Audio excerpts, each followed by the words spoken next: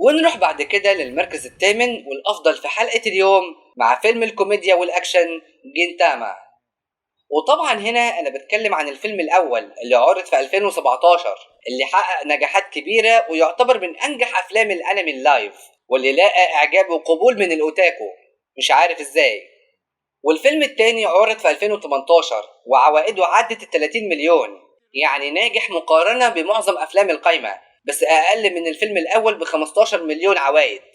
والفيلم مقتبس من المانجا اللي بدأت من 2003 وانتهت في 2019، والأنمي نفسه بدأ من 2006 وانتهى تقريبا في 2018، وحلقاته غالبا عدت 350 حلقة، ويعتبر أكتر أنمي كوميدي في التاريخ، بس للأسف مليان عري وجنس، وغالبا الفيلمين مش قذرين قوي زي الأنمي، يعني ممكن يكون فيه مناظر خارجة أو تلميحات على خفيف، بس الأكيد بأن الفيلم الأول الكوميديا طاغية فيه.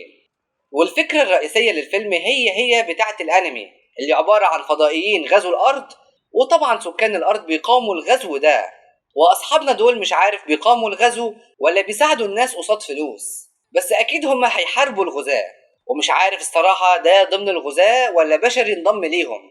مش فاهم له حاجة لأني لا شفت الأنمي ولا الفيلم، لأن الشكل العام للفيلم ما شدنيش، مع أن الفيلم ناجح وعاجب الأوتاكو لأنهم مش مبالغين في تقليد الشخصيات والقصات والكلام ده. هنا معقول، بس في حاجات مستفزة برضو زي اللي انتوا شايفينه ده، ولا انتوا ايه رأيكم؟